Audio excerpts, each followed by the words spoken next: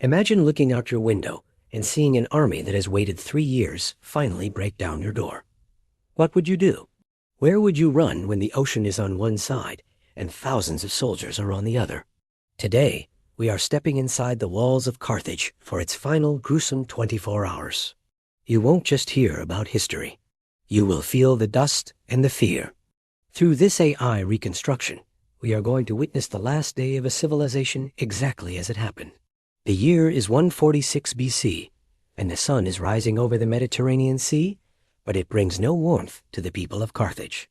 If you were standing on the walls of the Byrsa, the high citadel in the center of the city, you would see a landscape that looks like the end of the world. Down below, the narrow streets are silent. The houses that once bustled with the sounds of trade and family life are empty or destroyed. For 3 years, the Roman Republic has kept this city in a chokehold. They have blocked the harbors, earned the fields, and starved the people. But today is different. Today, the waiting is over. There are 50,000 people trapped on this hilltop, the Byrsa. Think about that number for a second.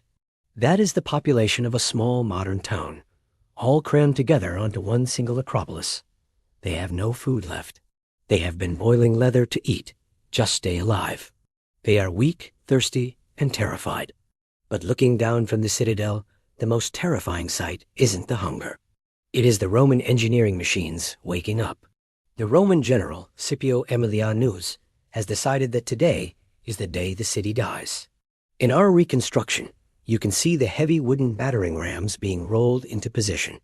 These are covered in thick hides to protect them from the arrows and fire raining down from above. They look like giant turtles crawling toward the gates. The soldiers behind them aren't just fighting for land. They are fighting to end a war that has lasted over a century. Rome is afraid of Carthage. They hate Carthage. And today, that hate turns into action. Suddenly, the sound changes. The air fills with a deep, rhythmic thumping. It is the sound of the battering ram hitting the main gate. Once, twice, 3 times. The wood groans and screams under the pressure. Inside the city walls, the defenders know this is it. But here is where the story takes a strange turn. You might expect an army to come out and fight in the open field. But Carthage has no army left. The soldiers who defended the walls are mostly gone, dead or too weak to hold a sword. So, who is defending the city? As the gate crashes open and the Roman legions pour into the street, they don't find an open road. They run straight into a nightmare. The Carthaginians have used the last few weeks to turn their own city into a weapon. They have built tall houses that tower over the narrow streets, and they have connected these houses with wooden bridges. As the Romans march in, looking for a fight, the attack comes from above. It is the civilians. Women, children, the elderly, and the few remaining men are standing on the roofs of these tall buildings. Our reconstruction shows them throwing down everything they can find. Massive roof tiles, heavy stones, and furniture rain down on the Roman soldiers. The Romans are used to fighting shield to shield, face to face. They don't know how to fight an enemy that is invisible, hiding in the sky. The narrow streets become death traps. There is nowhere to hide. If you are a Roman soldier in the front line, you cannot raise your shield to look up, because the man in front of you is blocking your way. The chaos is absolute. The dust from the crumbling buildings mixes with the screams of men and the clash of armor. It is loud, hot, and confusing. The Roman advance stops. For a moment, the greatest army in the world is paralyzed by a city that refuses to die quietly.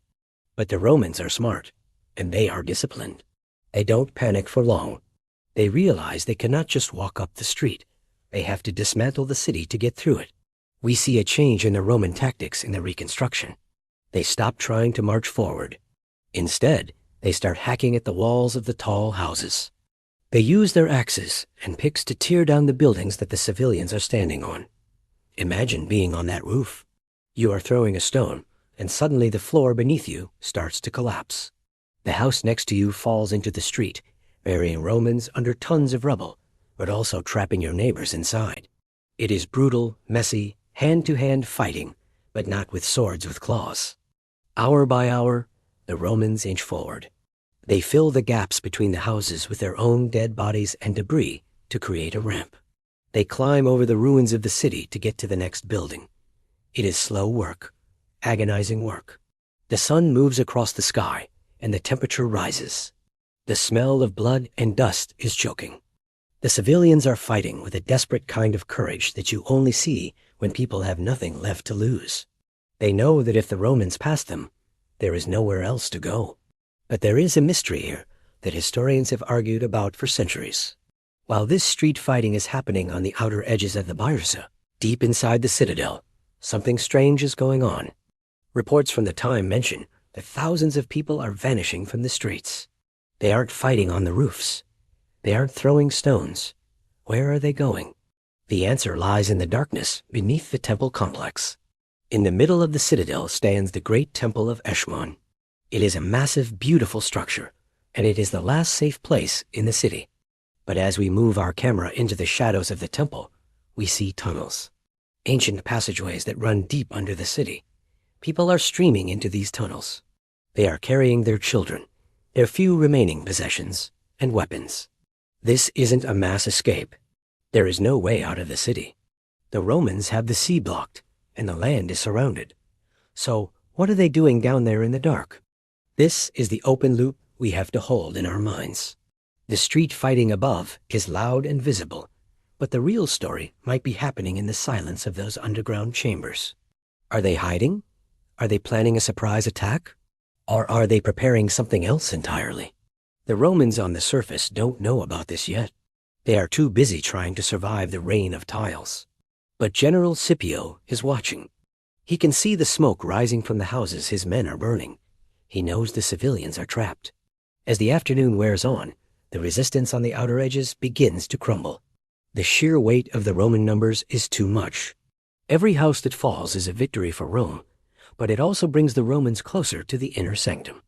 The noise of the fighting changes from a chaotic clash to a dull, rhythmic pounding as the Romans methodically break through the last barriers. The civilians who survive retreat higher up the hill toward the temple. The emotional weight of this moment is crushing. Picture a mother carrying her son, pulling him by the hand through the crowded, dusty streets. They have just run out of their home because the Roman axes started cutting through the door. They are breathing in the thick smoke of burning wood. The boy is crying, terrified by the noise. The mother is terrified because she knows they are running out of road. The Byrsa is a steep hill, and they are near the top. Behind them, the roar of the legion is getting louder. The sun begins to set, casting long, bloody shadows across the ruined city. The Romans have fought all day. They are tired, covered in dust and sweat, but they are also angry. They have lost friends to falling stones and surprise attacks from windows. They want this over. Scipio looks at the time and the position of his troops. He realizes that clearing the city house by house will take too long. It will cost too many lives. He needs a way to end this quickly. He orders his men to stop the main advance for a moment. He looks at the tight cluster of buildings at the very top of the hill, the area around the temple. He sees how narrow the streets are. He sees the wooden construction of the roofs. And he makes a decision that changes the nature of the siege. He isn't going to just fight the people anymore. He is going to burn the city down around them. The order goes out down the ranks. Soldiers stop throwing axes and start reaching for their torches. They gather the dry wood from the houses they have destroyed. They pile it up against the remaining walls of the inner city. This is the shift from problem to agitation. The problem was the trapped civilians. The agitation is the fire that is about to be unleashed. Imagine the scene as the first torches are lit. The sun has gone down, so the fire is the only light. It flickers on the bronze helmets of the Roman soldiers and reflects in the wide eyes of the Carthaginian defenders. The smell of smoke gets stronger, biting at the back of the throat. The air gets hotter. The civilians on the roofs see the glow. They know what is coming. They stop throwing stones for a moment and just watch in horror. The Roman soldiers light the piles of debris. The fire catches quickly. The dry cedar wood that Carthage is famous for burns like paper. Within minutes, a wall of fire is rolling up the hill toward the temple. This forces the defenders to make a choice: stay on the roofs and burn, or retreat into the temple complex. They retreat. They run down the stairs, abandoning their high ground, rushing toward the open plaza around the temple. They are funneled into one small area. It is exactly what the Romans wanted. Back to the mystery. Where are those thousands of people who went into the tunnels? As the fire pushes the civilians toward the temple, the entrance to those underground chambers swallows people up. They aren't running to safety. They are running to the center of the web. The Roman soldiers see the crowds disappearing into the temple doors and the dark holes around it. They hesitate. No one wants to be the first one to go down into a dark hole where 50,000 desperate people are hiding. The night is filled with the sound of crackling flames and the screaming of wood. The physical city of Carthage is disappearing. The homes, the shops, the history, it is all turning to ash. But the spiritual heart of the city is still beating in that temple complex. Scipio watches the fire climb the Byrsa. He knows that tomorrow, the real fight begins. Tonight, the fire does his work for him, choking the resistance and softening the stone. We stand at the edge of the temple plaza now. It is midnight. The sky is a terrifying orange, glowing with the light of the burning city. The heat is intense. The remaining 50,000 souls are huddled together in the darkness of the temple courtyard. They are armed now, not with tiles, but with swords and spears they have been hiding. The families are in the back. The fighters are in the front. The Romans form a perimeter around the bottom of the hill, cutting off any escape. They are resting, sharpening their swords, waiting for the fire to die down, enough for them to move in. It is a quiet moment before a massive storm. The mystery of the tunnels isn't solved yet. Are the people hiding? Are they trapping themselves? Or have they turned the temple into a fortress that the Romans cannot take? Scipio gives a final order before he retires to his tent. He tells his men to prepare for the dawn. He wants to be ready to take the temple as soon as the sun comes up. He thinks he has them cornered. He thinks the problem is almost solved. But he has underestimated what happens when you take away everything from a person. He thinks they are just trying to survive the night. He doesn't realize they are planning to meet the morning, not with surrender, but with fire. The city is burning. The siege is almost over. But the final chapter of this story is not written in the tactics of generals or the strength of armies. It is written in the choice of a single woman standing on the steps of the temple, looking out at the Roman fires, deciding how she wants her story to end. And that is where we will pick up in the next part. Don't go anywhere, because the reconstruction of the final stand is about to begin. Have you ever felt the heat of a fire so hot that it melts your fear into panic? What would you do if the leader meant to protect you simply walked away in the middle of the night? We are stepping back into the burning streets of Carthage to witness the most shocking betrayal of the entire war. This is the moment a city stops fighting for survival and starts fighting for revenge. The sun has set on the third day of the Roman assault, but the sky is not dark. It is alive with a terrifying orange glow. The air is thick, choking, and hard to breathe. Imagine standing on the roof of the citadel right now. Below you, the residential district of Carthage is gone. In its place is a river of fire. The Roman strategy has shifted from capturing the city to incinerating it. They aren't just burning buildings. They are creating a wall of flame that pushes everyone, soldier and civilian alike, toward the very top of the hill. The heat is intense. Even from a distance, you can feel your skin drying out. The smell of burning cedar, tar, and household furniture fills the air. It is the smell of a civilization turning to ash. The noise is deafening, a roar like 1,000 beasts, mixed with the crackle of collapsing timbers and the distant screams of those who could not escape the path of the fire. For the Roman soldiers, it is a spectacle of power. They watch from the lower slopes, their faces lit by the glow, seeing the destruction they have unleashed. But for the Carthaginians trapped at the top, it is the end of the world. 50,000 people are crammed into the high plateau of the Byrsa. There is no more space. Every alley, every courtyard, every staircase is packed with families huddled together. They are holding their children, clutching small bags of possessions, staring wide-eyed at the wall of fire moving slowly toward them. They are waiting for a miracle. They are waiting for their general, Hasdrubal, to tell them what to do.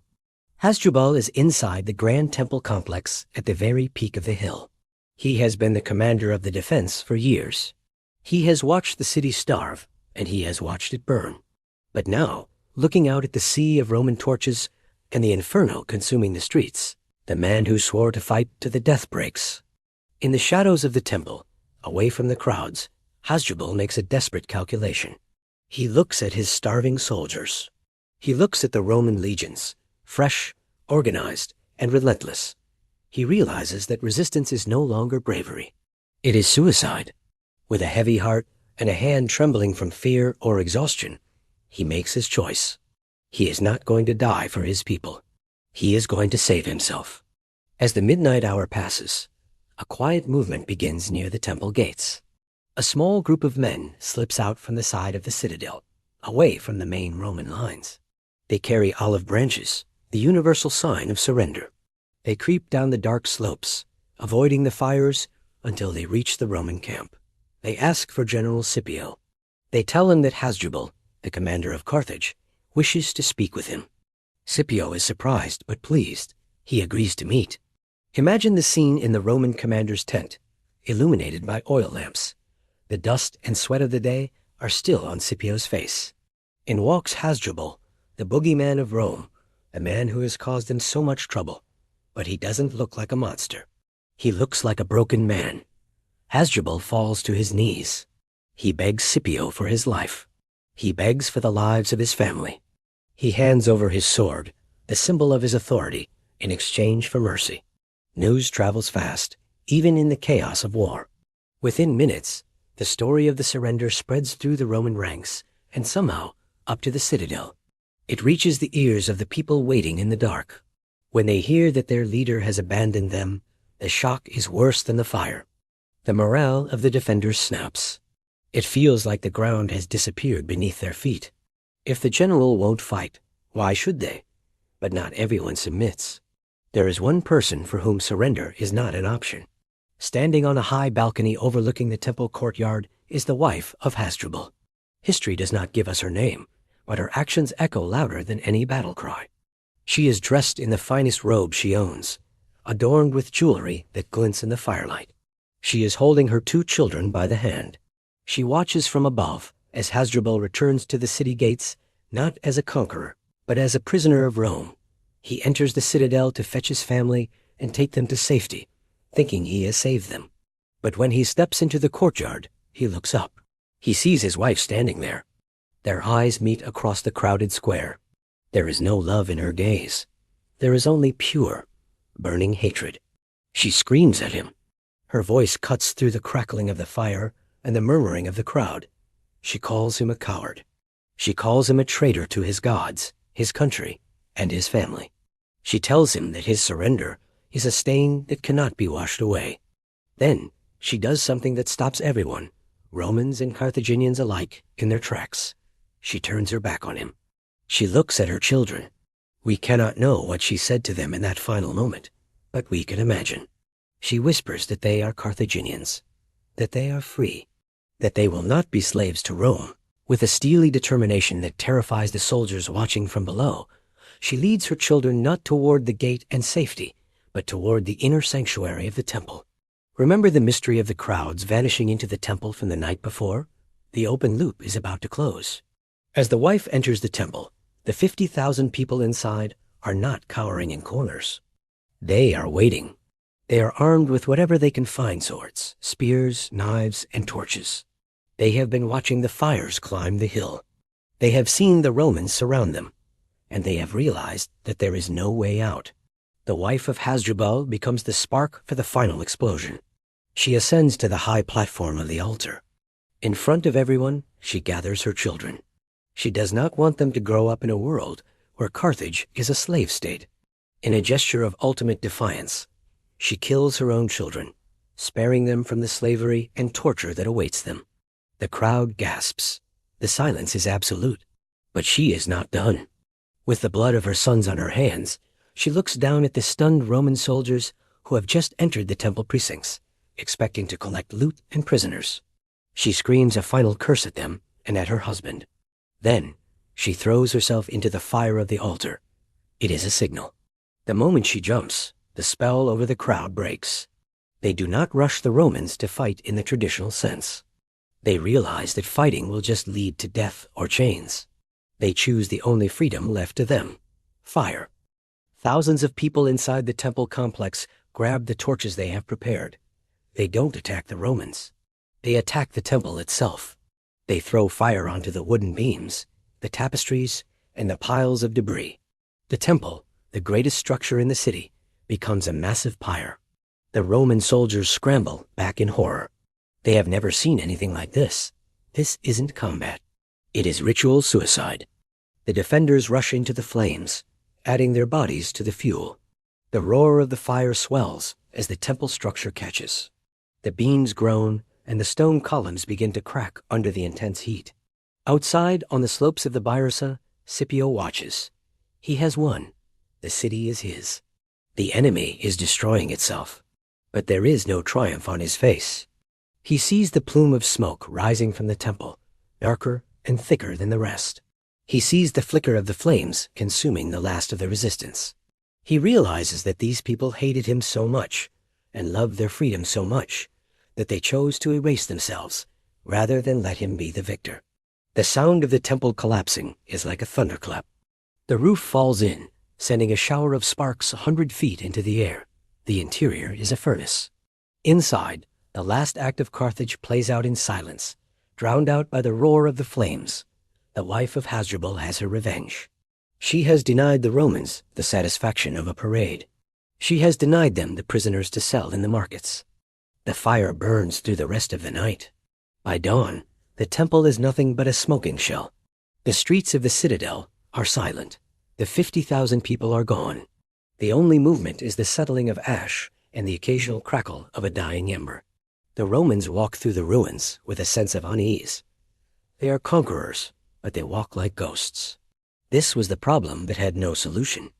Rome wanted land, money, and power, but Carthage gave them only ash. The psychological blow to the Roman army is massive. They fought for 3 years to break these people, and in the end, the people broke themselves. As the sun rises over the destroyed city, the magnitude of the event truly hits. The Mediterranean world has changed forever. The rivalry is over, but the cost is total. Scipio stands on a ridge overlooking the blackened crater that was once a thriving metropolis. The historian Polybius stands beside him. They watch the smoke drift away. They realize that this is not just a military victory. It is the end of an era. Scipio begins to weep, not for his fallen men and not for the enemy. He weeps because he understands the fragility of empires. He sees Carthage burning, and in his mind's eye, he sees Rome one day facing the same fate. He is quoted as reciting lines from the Trojan War, realizing that all cities, no matter how mighty, fall in the end. But the story is not completely over. There is still one final act to this tragedy. The city is dead, but the ground it stands on is not. Rome is not content with just burning Carthage. They want to ensure that it never rises again. They have one final, brutal act to perform, one that will leave a scar on the earth that lasts for centuries. They are going to curse the very soil. And that is exactly what we are going to see in the final part. Stay with us, because the most shocking twist is yet to come. How do you completely erase a city from existence? Can you really kill a civilization just to make sure it never comes back? Today, we are witnessing the very last moments of Carthage, not as a battle, but as an execution. We will see the brutal curse Rome placed on this land, and the one man who saw the tragedy in his own victory. The sun has risen on the 6th day, but there is no morning light to greet the survivors. The sky is a thick, gray blanket of smoke that blots out the sun. The air is still, and it smells of wet ash and extinguished fire. Imagine standing on the ridge where General Scipio stood just hours ago. Looking down, you wouldn't even know a city used to be there. Where there were once markets, houses, and temples, there is now just a jagged scar of blackened earth and broken stones. The fires have finally burned themselves out. The roar that deafened the city for days has been replaced by a haunting silence. The only sounds are the shuffling of Roman boots on the rubble and the crackling of collapsing timber as the heat finally releases its grip on the wood. The Roman soldiers move cautiously through the ruins. They are the victors, but they don't look triumphant. They look unnerved. They are walking through a graveyard, where the graves are the buildings themselves. We need to talk about the survivors. In our previous parts, we saw thousands of civilians retreat into the temple and the tunnels. The mystery of what happened to them is resolved in these quiet, horrible moments. The fire took most of them. The heat inside the temple was so intense that it turned the sanctuary into an oven. The soldiers who enter now find no one to fight. They only find the bodies of those who chose the flames over the chains. It is a scene of absolute stillness. The terror is over, replaced by the finality of death. But not everyone died in the fire. As the Romans combed through the outskirts of the Byrsa and the streets leading to the harbor, they find pockets of survivors, people who hid in cellars or who were trapped in the rubble when the buildings fell. These are the unlucky ones.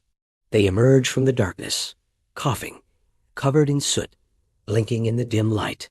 They are dazed, traumatized, and completely defenseless. They hold up their hands, begging for mercy. The Roman soldiers, still high on adrenaline and stinging from the brutal street fighting, don't offer much kindness. They round them up. Men, women, and children are herded together like cattle. The sound of weeping begins to mix with the silence. It is a pitiful, heartbreaking sound. These people have watched their world burn, their families die, and their gods fall silent. Now, they face a fate almost as bad as death.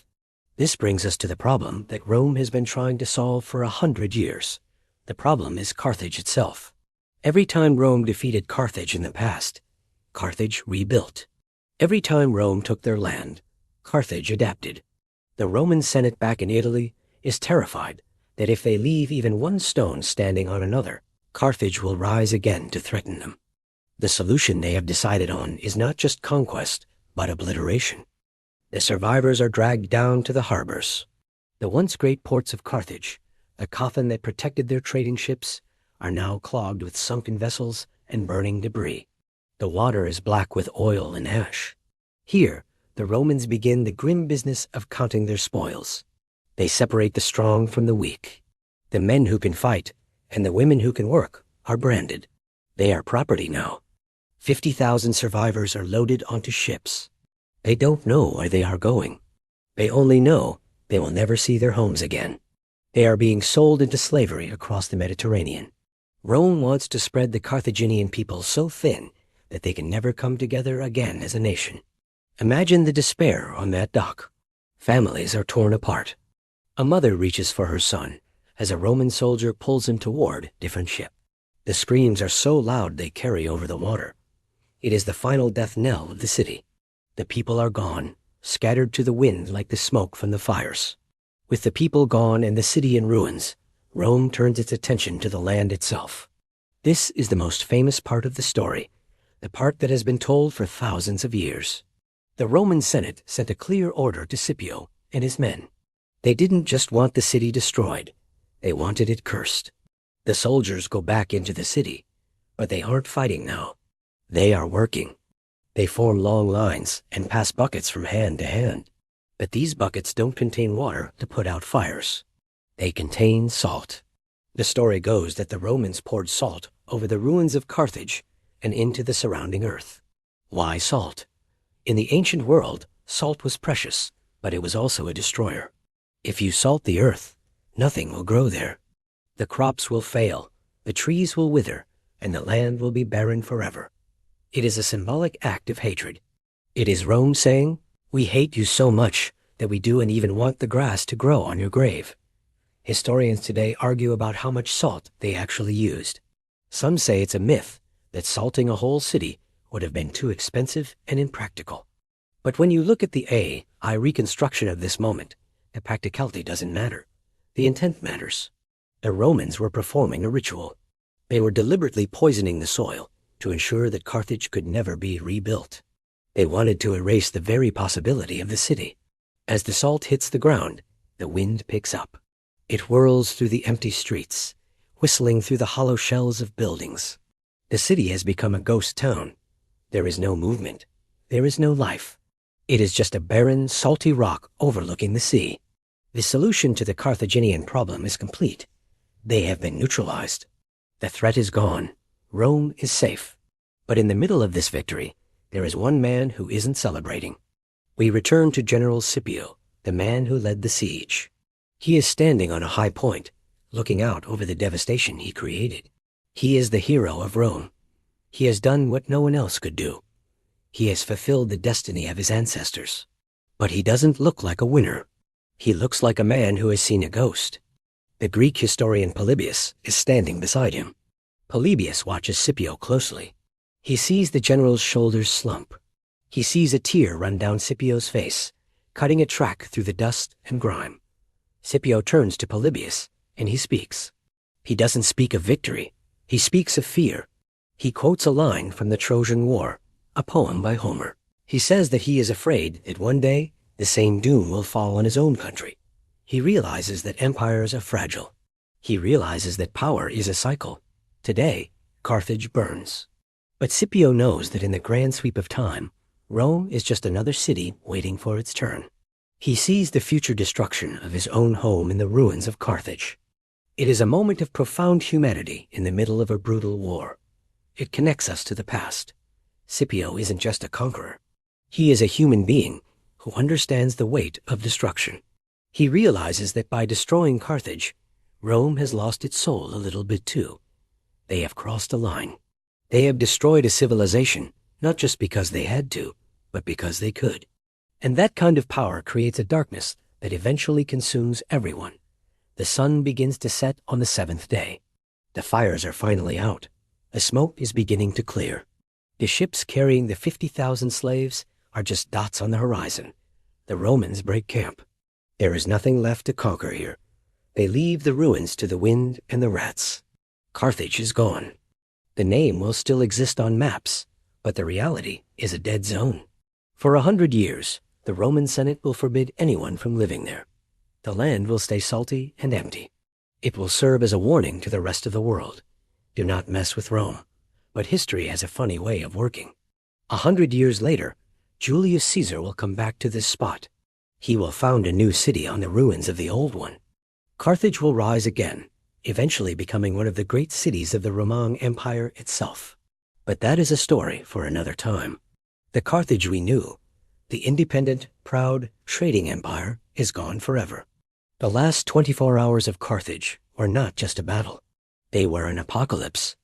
We saw the panic in the streets, the desperation on the rooftops, the betrayal of a leader, and the final fiery suicide of a people who refused to submit.